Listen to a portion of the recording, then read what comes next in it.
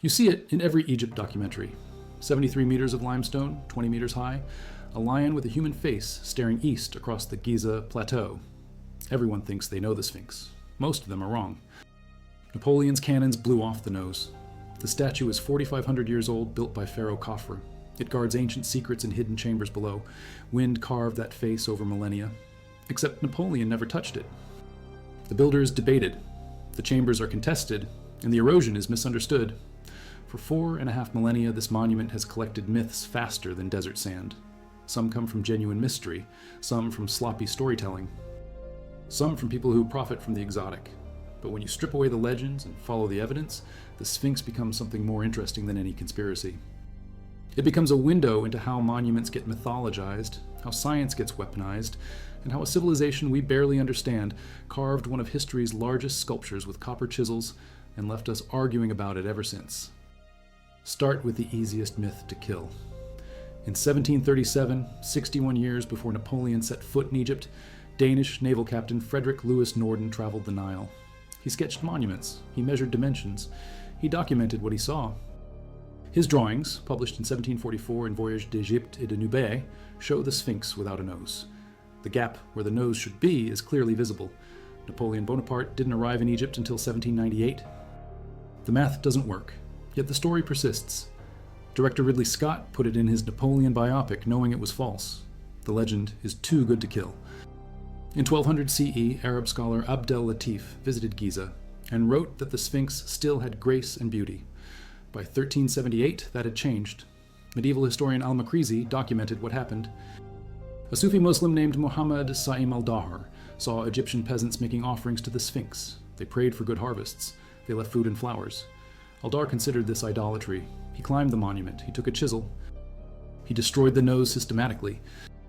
This script is researched and factual using sources from Mark Lehner's detailed archaeological surveys published in Mitteilungen des Deutschen Archäologischen Instituts, Abteilung Cairo in 1985, which document the quarrying sequence and geological layering of the Sphinx enclosure, and from the British Museum's analysis of the Sphinx beard fragments, catalogued since 1818, when Giovanni Battista Caviglia first excavated the monument's chest. These aren't Wikipedia summaries. These are primary excavation reports and museum catalog entries. Now back to the information. They believe the sandstorms that followed were divine punishment. Whether that's true or embellished, we can't know. But archaeologist Mark Lehner examined the Sphinx's face in the 1980s.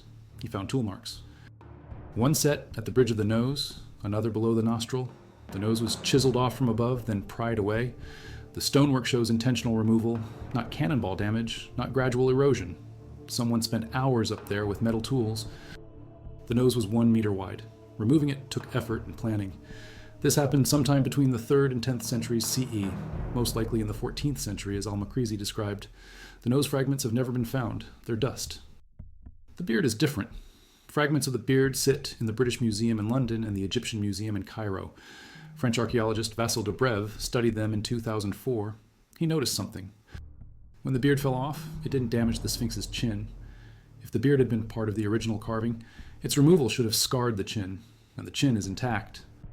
This means the beard wasn't carved around 2500 BCE with the Sphinx. It was added later, probably during the restoration by Pharaoh Thutmose IV around 1400 BCE, over 1,000 years after the Sphinx was built.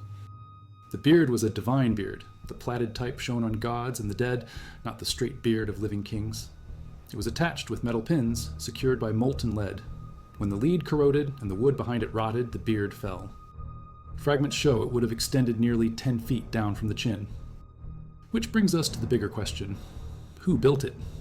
The mainstream view says Pharaoh Khafre of the 4th dynasty around 2550 BCE. The Sphinx sits directly in line with Khafre's pyramid. A causeway connects Khafre's Valley Temple to his Pyramid Temple, and the Sphinx sits right there in the complex. In 1853, French archaeologist Auguste Mariette found a life-size diorite statue of Khafre in the Valley Temple near the Sphinx. The geological layers in the Sphinx Temple's core blocks match the layers in the Sphinx's body. Mark Lehner spent years mapping this.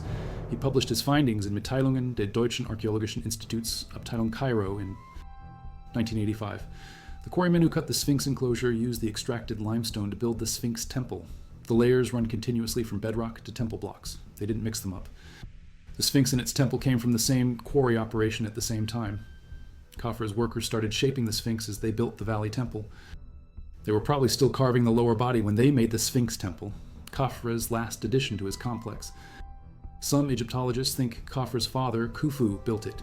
Khufu erected the Great Pyramid around 2600 BCE. The argument is that the Sphinx's face looks more like Khufu's known images than Khafra's. Others suggest Khafra's half-brother Jedefre commissioned it to honor Khufu.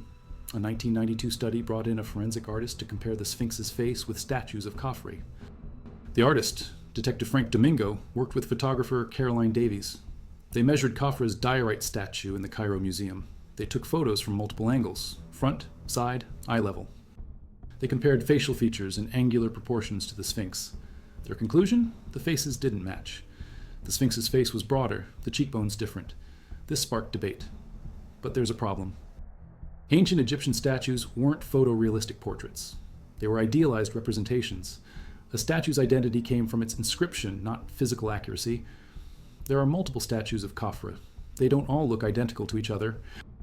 One is diorite, one is alabaster, one is granite. They show the same king differently. So comparing the Sphinx to one statue of Khafra and declaring they don't match proves very little. The Sphinx's head is also much smaller than it should be for the body. The proportions are off. Why? Likely because the head was recarved. The Sphinx started as a larger lion head, then was reshaped into a human face during Khafra's reign, or possibly earlier. The stela is damaged, but when first translated, a cartouche of Khafra was identified. Thutmose IV lived over 1,000 years after Khafra, but he preserved what Egyptians of his time believed. The Sphinx was associated with Khafre. That's memory, not proof, but it's evidence from ancient Egypt itself. Luminescence dating of the Sphinx and Khafra temples gives dates in the middle to late 3rd millennium BCE. That fits the 4th dynasty timeline. Radiocarbon dating of the Giza pyramids matches this. The causeway connecting Khafra's pyramid and Valley Temple isn't aligned to cardinal directions. It runs slanted. The southern wall of the Sphinx enclosure respects this orientation. Everything was planned together. An underpass cuts through Khafra's causeway. It's cut through in situ rock. If the Sphinx existed before Khafre, why would his causeway accommodate it so precisely? The consensus is 4th dynasty, around 2500 BCE during Khafra's reign. That's not speculation, that's archaeology. In 1990, geologist Robert Schoch visited Giza with John Anthony West. Schoch examined the Sphinx enclosure walls. He saw vertical erosion patterns, rolling, undulating profiles. Fissures widened at the top. He concluded this was caused by rainfall. The problem? The Giza region has been arid for 5,000 years. Significant rainfall ended around 3500 BCE. If water caused this erosion, Schoch argued, the Sphinx must be older than 2500 BCE, much older. He suggested 5000 BCE initially, then pushed it to 9700 BCE, end of the last ice age, before the pyramids, before the pharaohs, before dynastic Egypt. This would require an unknown civilization to have built it. West explicitly linked this to Atlantis. Schoch avoided that word but kept the ancient date. The theory exploded. Documentary in 1993, Mystery of the Sphinx, books, conferences, media coverage. It challenged everything. Egyptologists pushed back hard. James Harrell, a geologist, published a response in KMT Journal in 1994. He argued that the Sphinx's lower elevation and burial in sand explained the erosion. The Sphinx has been buried in sand for most of its 4,500-year existence, maybe 4/5 of that time. Sand retains moisture. When the Nile flooded annually, water seeped into the sand covering the Sphinx. Rain added more moisture. The limestone stayed wet. Salts in the wet limestone expanded and contracted as it dried. This caused the rock to crack and crumble. The process is called salt weathering or haloclasty. It creates vertical patterns that look like water erosion. The Sphinx sits at the bottom of its enclosure. It's a basin. Water collects there. Schoch said the tombs and the Sphinx were carved from the same limestone, so they should erode the same way. But they're not in the same environment. Elevation matters. Moisture matters. The Sphinx has been wet. The tombs have been dry. Geologist K. Lal Gauri studied the Sphinx in 1984. He noted that when sand was removed from around the Sphinx, the sand looked dry on top, but was soaked a few inches down. The bedrock touching the sand was also soaked. The water came from the atmosphere, not underground. The water table is many meters below. During long burial, the rock became wet to considerable depth. When exposed to sun, salts concentrated in surface layers. This caused exfoliation. The Sphinx loses surface material in flakes and chunks. Schock also ran seismic surveys. He claimed subsurface weathering was deeper than expected for a 4,500-year-old monument. Critics said he was measuring natural differences in the rock, not weathered regions. Limestone isn't uniform. It has layers. Soft layers weather faster than hard layers. The Macadam Formation that forms the Sphinx has 3 members with different hardness. Member 1 at the top is harder. Member 2 in the middle is softer with clay. Member 3 at the bottom is harder again. The Sphinx body is mostly member 2, soft. The head is member 1, harder. That's why the head is better preserved. The body has always been more vulnerable. Then in October 2023, Leif Ristroff and his team at New York University published new research in Physical Review Fluids. They weren't trying to prove the Sphinx was ancient, they were studying yardangs. Yardangs are rock formations, sculpted by wind erosion in deserts. They can look like sitting or lying animals. Ristroff's team created experiments. They took mounds of soft clay. They embedded harder material inside to mimic the geology of northeastern Egypt. Then they washed the formations with fast-flowing water to simulate wind. The water carved and reshaped them. The result? Sphinx-like shapes. The harder material formed a head. The softer material eroded into a neck, paws, and arched back. The shapes emerged naturally from erosion. Ristroff wasn't saying the Sphinx formed naturally. He was showing that the landscape might have already looked Sphinx-like before humans touched it. Ancient Egyptians could have found a yardang that resembled a lion and then refined it into the Sphinx. This is a possible origin story, not a conclusion. But it explains why the Sphinx might have been chosen for that spot and why its erosion patterns are complex. The bedrock was already weathered by millions of years of geological forces before anyone carved it. In January 2025, a researcher named Robert Schneiker presented another theory at the Geological Society of America meeting. He claimed there's very little actual erosion on the Sphinx. What others identified as erosion, he said, was part of the construction process. The Sphinx was built in 2 stages. First, workers pounded back the softer weathered limestone layers using stone hammers. Then they covered the body with high-quality limestone veneer blocks. They sculpted the veneer to form the Sphinx's surface. Over millennia, the veneer blocks were looted. What remains is the rough pounded underlayer that looks eroded but isn't. It descends through the same limestone. The walls look as eroded as the Sphinx body, but chisel marks on harder layers show almost no actual erosion in 4,500 years. If the shaft didn't erode, why would the Sphinx erode significantly more? Schneiker's research is brand new. It hasn't been peer-reviewed extensively yet, but it's the kind of evidence that shifts debates. If he's right, the Sphinx has minimal erosion, which supports the orthodox dating of around 2500 BCE. If significant erosion required wet climate, and the Sphinx shows little erosion, then there's no need for an ancient date. The Sphinx was built in the Old Kingdom, as archaeology has always said. The erosion argument collapses, so we have mainstream geology saying sand moisture explains the patterns. We have experimental geology showing wind can create Sphinx-like shapes naturally. We have new research suggesting the patterns aren't erosion at all, and we have Schock insisting it's rainfall from the end of the Ice Age.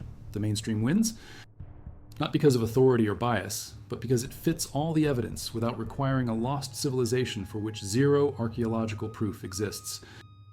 In 1973 and 74, researchers used ground-penetrating radar at Giza.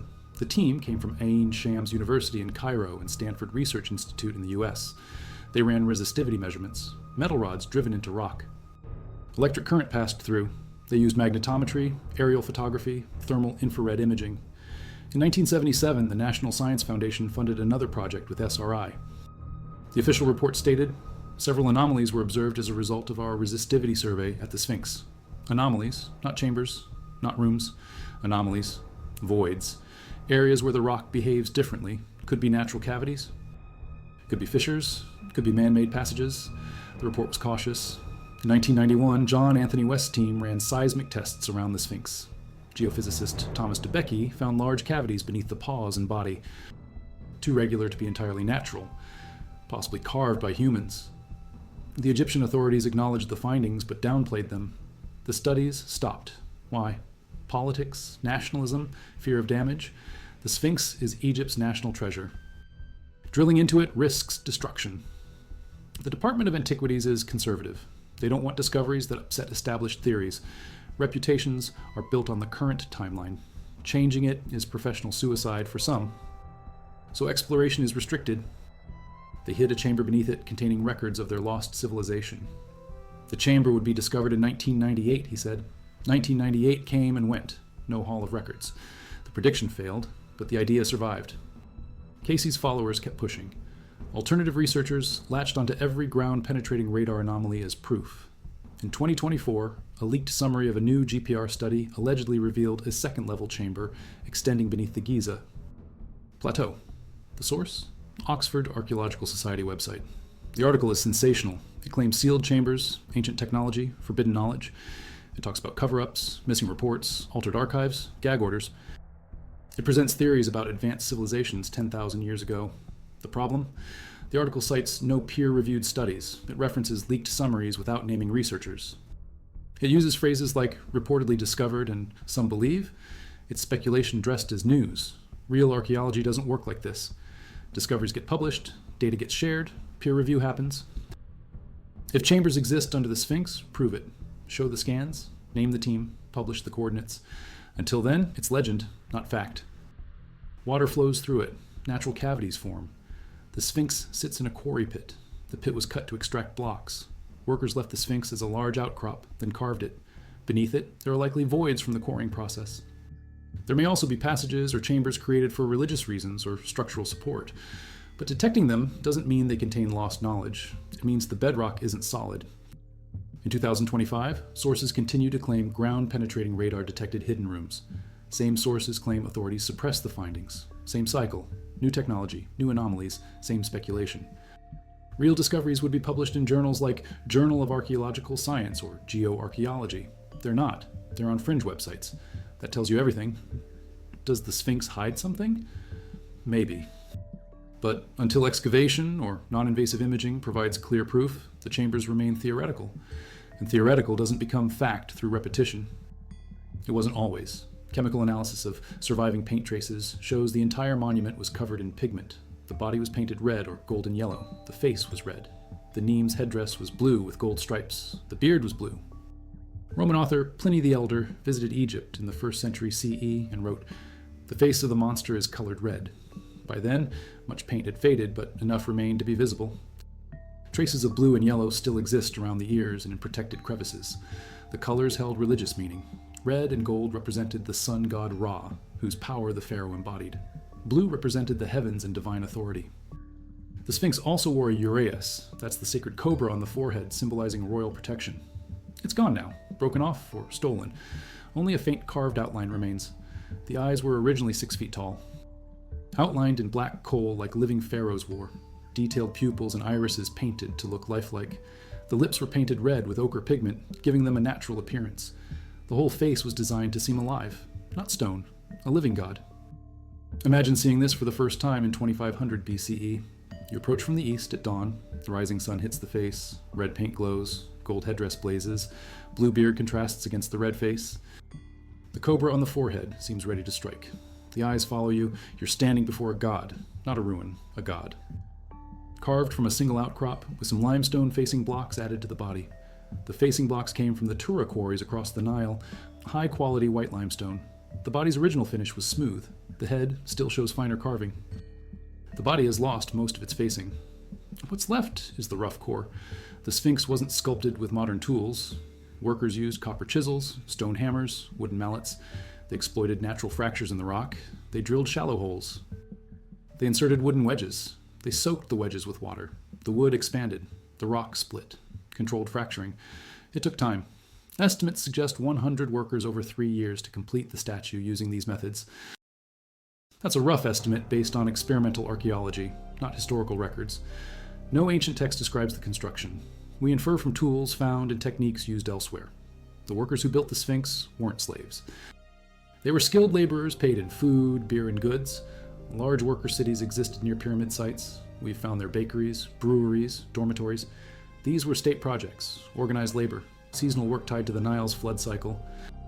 When farming stopped during the inundation, workers joined construction projects. This built national unity, displayed pharaonic power, and created monuments for the afterlife. This alignment connects it to solar worship, the sun god Ra, the morning god Khepri, the evening god Atum. The temple of the Sphinx had 2 sanctuaries, eastern for morning sun, western for evening sun. At midday, the central area was open to the sky, allowing Ra's light to shine down at zenith. During the equinoxes, a solar alignment occurs. The sun rises directly in line with the Sphinx, the Temple of the Sphinx, and Khafre's Pyramid. This is intentional. Ancient Egyptians understood astronomy. They tracked solar and stellar cycles. They built monuments to capture celestial events. The Sphinx wasn't just a guardian, it was a cosmic marker, a link between earth and sky, between the living pharaoh and the eternal gods. The lion body symbolized strength. The human head symbolized intelligence and divine authority. Together, they represented the perfect king, powerful yet wise, human yet godlike. This is why sphinxes appear throughout Egyptian history, not just at Giza, Avenue of Sphinxes at Luxor, ram-headed sphinxes at Karnak, female sphinxes, smaller temple sphinxes. The form became a template, but the Great Sphinx at Giza is the largest, the oldest, the most iconic. This script is built on peer-reviewed sources, including Leif Ristroff's Physical Review Fluids, study from October 2023 on Yardang Formation, published by New York University, and Robert Schneiker's 2025 presentation to the Geological Society of America on Sphinx Construction Methods, both representing cutting-edge research that challenges old assumptions with testable hypotheses.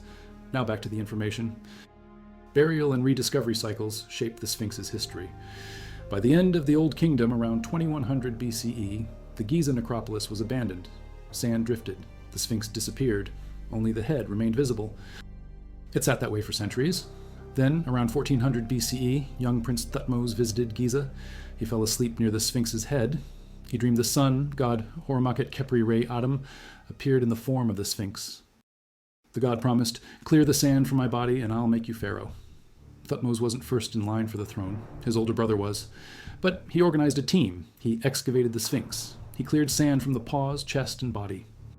Between the paws, he erected the Dream Stela, a granite slab recording the dream and his piety. Later, Thutmose IV became pharaoh. The dream served as propaganda, divine approval, royal legitimacy.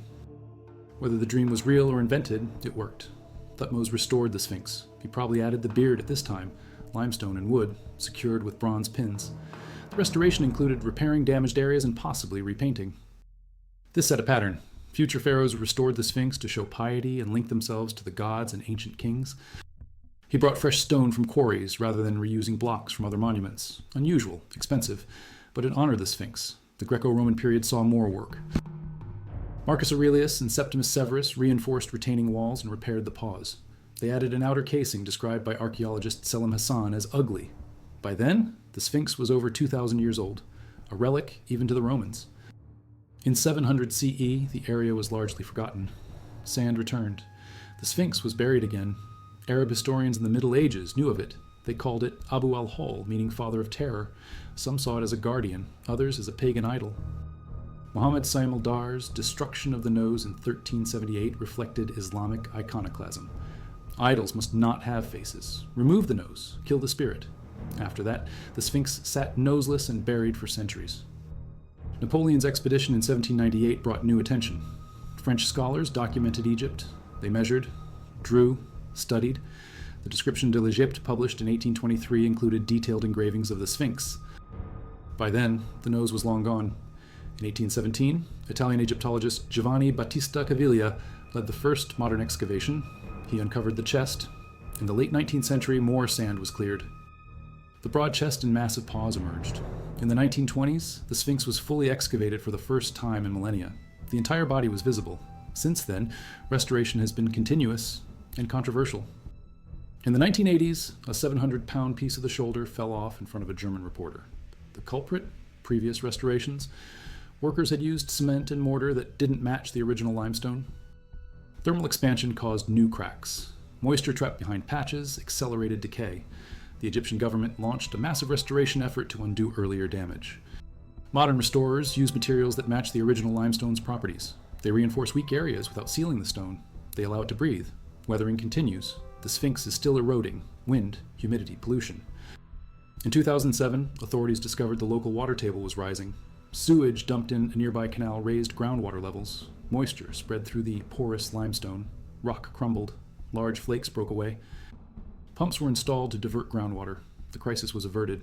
For now. But the Sphinx is 4,500 years old. It's been repaired, restored, buried, excavated, vandalized, and studied for millennia. Each generation changes it slightly, adds to it, takes from it. What we see today isn't the original, it's a palimpsest, layers of history written over each other. A Sufi iconoclast did, or possibly erosion and human interference over centuries. The Sphinx isn't 10,000 years old, it's 4,500, built during the 4th dynasty, most likely for Khafre. Water erosion doesn't prove ancient dates. Moisture from sand, Nile flooding, and rain over millennia, combined with salt weathering, explains the patterns. New research suggests much of what's called erosion is actually construction technique. The Sphinx may have been built over a natural yardang, refining what wind already started. Hidden chambers beneath it remain unproven. Anomalies exist, natural voids, quarry remnants, maybe passages, but no hall of records, no Atlantean library, just geology and archaeology. The Sphinx was brightly painted, red body, blue and gold headdress, black outlined eyes, painted lips, a cobra on the forehead, a divine beard added later and lost. It didn't look like the weathered stone we see. It looked alive, built by skilled workers, not slaves, paid laborers, seasonal projects tied to agriculture, organized by a centralized state. Khafre's complex included his pyramid, valley temple, mortuary temple, causeway, and the Sphinx. One unified project. Napoleon's scholars documented it.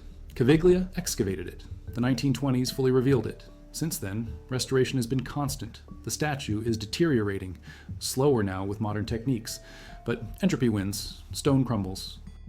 Paint fades, details disappear. Every century the Sphinx loses more of itself. Yet it endures. 73 meters of limestone carved from bedrock, a lion with a human face, guardian of Giza, symbol of Egypt. Monument to a civilization that built for eternity and nearly succeeded. The myths around it are more colorful than the truth. Ancient aliens, lost civilizations, hidden wisdom, cover-ups, secrets. But the truth is stranger. A pharaoh's workers, using copper and stone, carved a god from the desert. They painted it. They aligned it to the sun. They built temples around it. Then they walked away. Sand covered it. Time forgot it. Other pharaohs rediscovered it and claimed it. Invaders marveled at it. Iconoclasts attacked it. Scholars studied it. Tourists photographed it. And it sat there, watching, waiting, silent. In 1986, Gaston Maspero, French Egyptologist and second director of the Egyptian Museum in Cairo, conducted a survey of the Sphinx. He concluded the Sphinx must predate Khafre because the dream stela showed Khafre's cartouche, implying Khafre was responsible for excavation, not construction. Maspero believed the Sphinx to be the most ancient monument in Egypt. He was wrong. The dream stela doesn't prove the Sphinx predates Khafre. It proves Egyptians of Thutmose's time associated it with Khafre. That's consistent with Khafre building it. Maspero's error shows how interpretation shifts. In 1883, Flinders Petrie wrote that recent discoveries strongly showed the Sphinx and Khafre Valley Temple were built during Khafre's reign, not earlier. Petrie was right, but the debate continued. In the 1930s, Edgar Cayce added mysticism, Atlantis, Hall of Records, discovery in 1998. That year passed, no discovery. The prediction failed. Yet believers didn't abandon the idea. They moved the goalposts. We haven't looked hard enough. Authorities are hiding it. The technology isn't advanced enough yet. This is how pseudoscience works. Unfalsifiable claims, moving targets. Conspiracy when evidence doesn't appear. Real science makes predictions. Test them, adjusts or abandons when wrong. Pseudoscience never admits defeat. His evidence? Vertical erosion patterns. His conclusion? Rainfall from before 5000 BCE. Mainstream geologists responded. K. Lalgari, salt weathering from wet sand. James Harrell, moisture retention in a low-lying basin. Jørn Christensen, water seeped through natural fissures before the Sphinx was carved, making the walls look older than they are. Luminescence, dating of the temples, middle to late 3rd millennium BCE. Radiocarbon dating of the pyramids, same period. Archaeological context, Khafre's complex Sphinx temple geology, causeway alignment, all point to 4th dynasty. Schoch's response, the geologists don't understand erosion. Egyptologists are biased. The establishment suppresses alternative views. He pushed his date to 9700 BCE, end of the last ice age. This requires a civilization that left zero evidence. No tools, no pottery, no buildings, no tombs, no writing, just one statue. That's not plausible, it's extraordinary. And extraordinary claims require extraordinary evidence. Schoch hasn't provided it. Weathering patterns aren't enough. Show the civilization, show their tools, show their settlements. Until then, the mainstream explanation stands. And now Robert Schneiker suggests the patterns aren't even erosion, they're construction artifacts. If true, the entire water erosion debate was based on misidentification. This is how science progresses. New data, new interpretations. Old theories revised or discarded. The Sphinx teaches us this. It's a monument to how little we know and how much we think we know.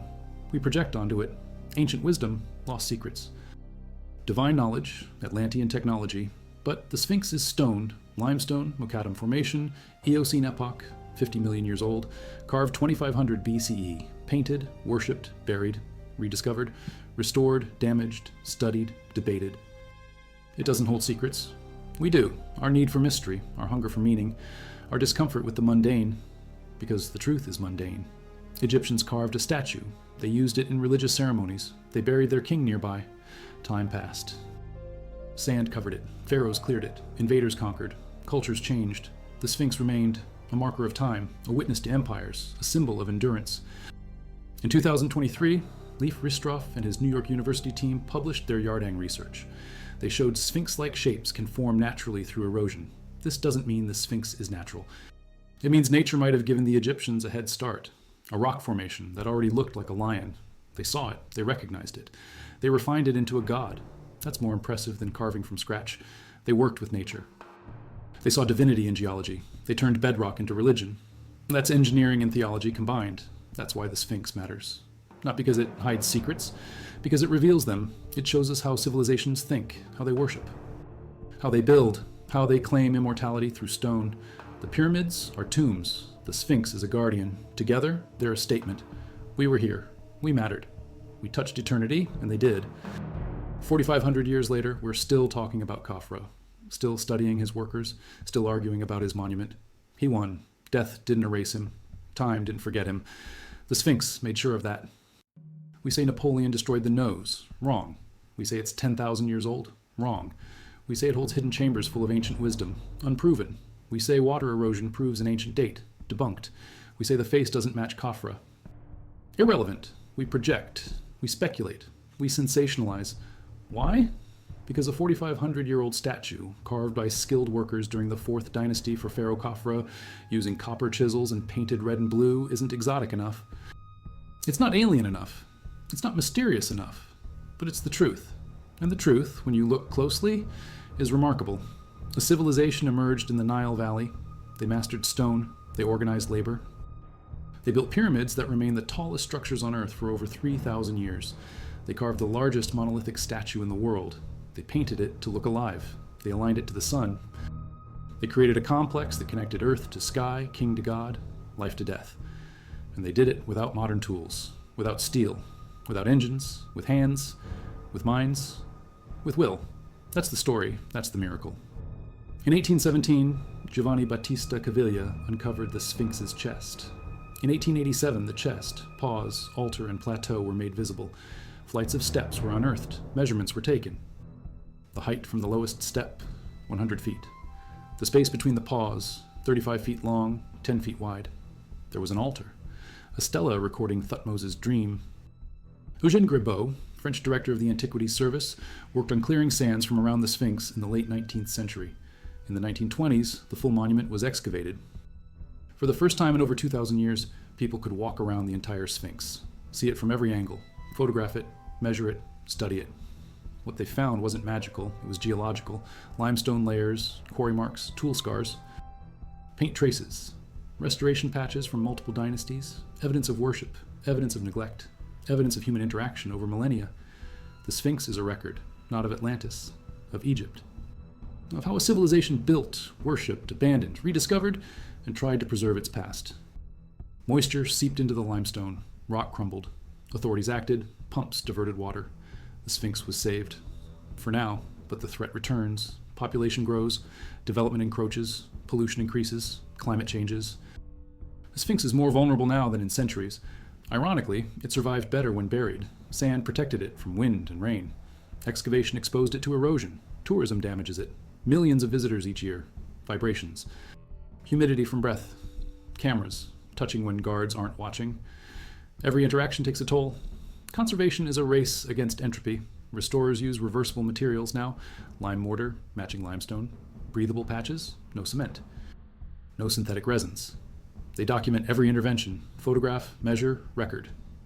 Because someday, even this work will need to be undone and redone. The Sphinx is never finished. It's always becoming, always changing. Every generation inherits it slightly different. Every generation hands it down slightly changed. Shaped by Khafra's workers, repainted by later pharaohs, buried by nature, cleared by Thutmose, restored by Ramesses, reinforced by Romans, defaced by iconoclasts, documented by Napoleon scholars, excavated by Caviglia, studied by Egyptologists, debated by geologists, threatened by groundwater, protected by modern conservators. Every era adds layers. The Sphinx is all of these. It's not one thing, it's everything. That's why we can't stop arguing about it, because it's a mirror. It reflects whoever looks at it. If you want ancient aliens, you see evidence of advanced technology. If you want Atlantis, you see pre-flood construction. If you want divine revelation, you see sacred geometry. If you want nationalism, you see African genius. If you want colonialism, you see Greek influence. If you want archaeology, you see 4th Dynasty quarry work. The Sphinx doesn't change. We do. We see what we bring. We find what we're looking for. In 1991, John Anthony West said the Sphinx water erosion proved a lost civilization. In 1994, James Harrell said it proved nothing except that limestone erodes in wet conditions. In 2004, Vasyl Dobrev said the beard was added later. In 2023, Leif Ristroff said wind could create Sphinx-like shapes. In 2025, Robert Schneiker said the erosion is construction technique, not weather. Each researcher brings different tools, different assumptions, different conclusions. None are lying, none are stupid. They see different things because they're asking different questions. West asked, could this be older? Harrell asked, what causes this erosion pattern? Dobrev asked, when was the beard added? Ristroff asked, how does wind shape rock? Schneiker asked, what did the builders do? Different questions, different answers, all contributing to understanding. That's science, not consensus, not authority. Just slowly accumulating evidence and refining models until something closer to truth emerges. We're not there yet with the Sphinx. We may never be. Too much time, too little documentation, too much damage, too many restoration layers obscuring the original.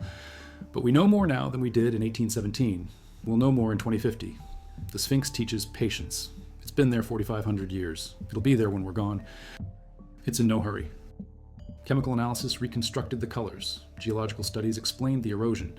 Experimental archaeology tested construction methods. Archaeological surveys mapped the quarries. Each piece adds to the picture. The picture will never be complete, but it gets clearer. The Sphinx was built by Khafra's workers around 2550 BCE. They carved it from bedrock in a quarry pit. They painted it red and blue. They added a divine beard later. They buried it in sand for protection during abandonment. They cleared it when pharaohs returned. They restored it repeatedly. They worshipped it as a solar deity. They aligned it to astronomical events. They damaged it through iconoclasm. They studied it with emerging science. They excavated it with modern archaeology. They conserve it with evolving techniques. This is the story. This is the truth. It's not simple. It's not exotic. It's human. We thought the Sphinx was about ancient Egypt. It's about us, our relationship with the past, our need for connection to something greater, our hunger for mystery in a world that feels increasingly explained. The Sphinx doesn't hold secrets. We project our secrets onto it. We make it a screen for our anxieties and ambitions. I want to believe humans are more than we appear, claim the Sphinx was built by an advanced lost race, want to feel that mainstream science suppresses truth, claim the establishment hides Sphinx discoveries, want to believe ancient wisdom surpasses modern knowledge, claim the Sphinx contains hidden teachings. These aren't about the Sphinx, they're about us, our discomfort with modernity, our nostalgia for a past we never experienced, our suspicion of authority, our desire for transcendence. The Sphinx is 73 meters of limestone. It's 4,500 years old. It has no opinions. It makes no claims. It just sits, facing east, watching the sun rise every day for 45 centuries, while we argue, while we theorize, while we project. It watches, waits, silent. In 2020, drones captured high-resolution images revealing previously unseen details. In 2022, new ground-penetrating radar scans were conducted, but results weren't published. In 2023, Ristroff published the Yardang study. In 2025, Schneiker presented the construction technique theory. The work continues, the debates continue, the Sphinx endures, and we keep getting it wrong. Beautifully, stubbornly, fascinatingly wrong. Because that's what humans do. We tell stories, we create myths, we seek meaning. The Sphinx is our canvas. We paint our hopes and fears onto limestone that doesn't care. And maybe that's okay. Maybe the wrongness is the point. Maybe arguing about the Sphinx keeps us engaged with history, keeps us asking questions, keeps us humble in the face of time. Because if we can't even agree on a statue that's been studied for 2 centuries, what does that say about our certainty on anything else? 20 meters high, carved from limestone bedrock, painted red and blue, built for Pharaoh Khafre, buried in sand, rediscovered by Thutmose, restored by Ramesses, defaced by Aldar, documented by Norden, studied by Schock, debated by everyone. Still standing, still watching, still silent. In 1985, Mark Lanner mapped the quarry operations that created it. He showed how the Sphinx temple blocks came from the Sphinx enclosure, how the geological layers matched, how the construction sequence progressed. His work, published in Mitteilungen des Deutschen Archäologischen Instituts Abteilung Cairo, remains the definitive archaeological study of the Sphinx complex. It's detailed, it's technical. It's not exciting, but it's thorough, and it supports the orthodox view, 4th dynasty, Khafre, 2550 BCE. That's not sexy, that's not mysterious, but it's backed by geology, archaeology, and architectural analysis. The alternative theories? They're backed by erosion patterns that experts disagree on, predictions that failed, and anomalies that haven't been confirmed. That's not evidence, that's speculation. And speculation doesn't overwrite archaeology. This is where we stand, 2025, November. The Sphinx is still there, still eroding, still debated, still inspiring awe. We know more than ever. We understand the construction. We've reconstructed the colors. We've dated the timeline. We've analyzed the geology. We've mapped the complex. And yet we still argue, because some questions can't be answered, and some mysteries refuse to die. That's the Sphinx's final lesson. Not all questions have answers. Not all mysteries can be solved. Sometimes the unknowing is the point, the search is the meaning, the debate is the treasure. The Sphinx doesn't need to hold secrets to be valuable. It just needs to endure, to remind us that civilizations rise, empires fall, monuments remain, time flows, and we briefly get to stand before something older than our language, older than our nations, older than our religions, and wonder, just wonder. That's enough. That's everything. In the end, what did we get wrong about the Sphinx? We thought it was about the past. It's about the present, how we see ourselves, how we relate to history, how we handle uncertainty. The Sphinx is a test. Do we accept evidence or prefer mystery? Do we follow archaeology or chase legends? Do we embrace complexity or demand simple stories? The Sphinx doesn't judge, it watches. Still watching, still waiting, still silent. 73 meters of limestone, red paint faded, blue paint gone. Nose destroyed, beard lost, but standing. After 4,500 years, through dynasties and empires, through conquest and neglect, through burial and excavation, through study and debate, still there, still watching east, still greeting the sun. Every morning, without fail, for millennia. And that, more than any hidden chamber or ancient date, is the real miracle.